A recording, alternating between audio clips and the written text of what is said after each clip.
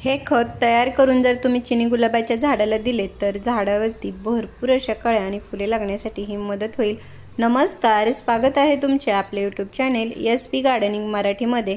आज आपण या व्हिडिओमध्ये चिनी गुलाबाविषयी माहिती पाहणार आहोत। या झाडावरती भरपूर अशा कळ्या आणि फुले येण्यासाठी झाडाला कोणती खते द्यायची, झाडाची काळजी कशी घ्यायची, झाडाला लागणारा सूर्यप्रकाश, पाणी या सगळ्या विषयीची माहिती देखील आपण पाहणार आहोत। तर त्यासाठी व्हिडिओ कुठेही स्किप न करता शेवटपर्यंत नक्की पहा। आणि जर तुम्ही आपल्या चॅनेलवरती नवीन असाल तर व्हिडिओला लाईक व चॅनेलला सबस्क्राइब करायला मात्र अजिबात विसरू नका। आपल्या बागेत कुंडीमध्ये चिनी गुलाब लावणे हे अतिशय सोपे आहे। अगदी त्याची छोटी जरी तुम्ही कटिंग लावली तरी देखील ती लगेच रुजते आणि काही दिवसांमध्येच त्याच्यावरती खूप सारे अशी फुले पाहायला मिळतात। चिनी गुलाबाची फुले ही आपल्याला वेगवेगळ्या रंगामध्येही पाहायला मिळतात आणि आता उन्हाळ्यामध्ये याची वाढ ही चांगली होते आणि खूप सारी फुले देखील या चिनी गुलाबावरती ही लागत राहतात।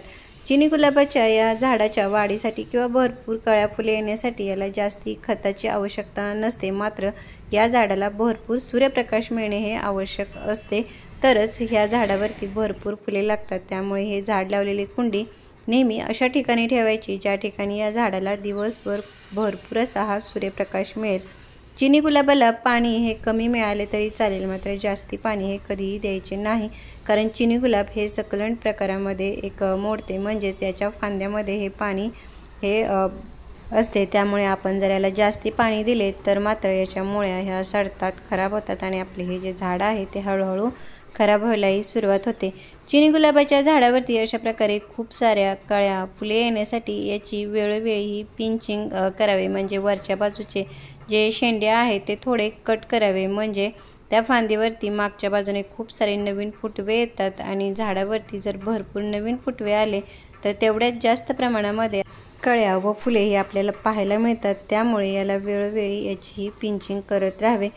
चिनी गुलाबाची पिंचिंग केल्यानंतर मात्र त्याला कोणते एखादे नायट्रोजनयुक्त लिक्विड खत तयार करून देणे हे आवश्यक असते, म्हणजे खूप सारे नवीन फुटवे यायला ही मदत होईल।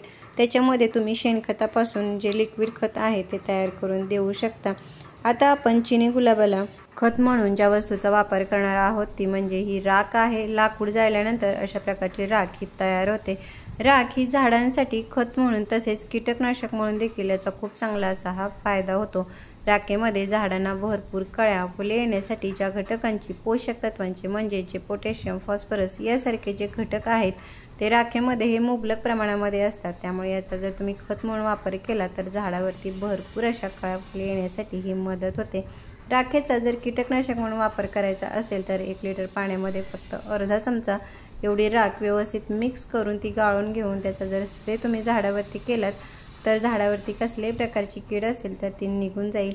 आता आपण राखेपासून खत तयार करण्यासाठी मी या ठिकाणी 1 चमचा ही राख घेतलेली आहे आणि त्याच्यामध्ये 1 लिटर हे पाणी मिक्स करून जे तयार झालेले आपले जे खत आहे ते आपण चिनी गुलाबाला महिन्यातून एकदा जर दिले तर झाडावरती भरपूर अशा कळ्या आणि फुले येण्यासाठी मदत होत असते। राखेचा हा वापर देखील हा जास्ती करायचा नाही, फक्त महिन्यातून एकदाच करायचा आहे, नाहीतर झाडाला नुकसान होण्याची देखील ही शक्यता असते। तर अशा प्रकारे राखेपासून खत तयार करून जर तुम्ही चिनी गुलाबाच्या झाडाला दिलेत तर चिनी गुलाब कळ्या व फुलांनी अगदी भरगच्च होऊन जाईल। तर कसा वाटला व्हिडिओ मला कमेंट बॉक्समध्ये नक्की सांगा। भेटूयात पुढील व्हिडिओमध्ये, तोपर्यंत बाय।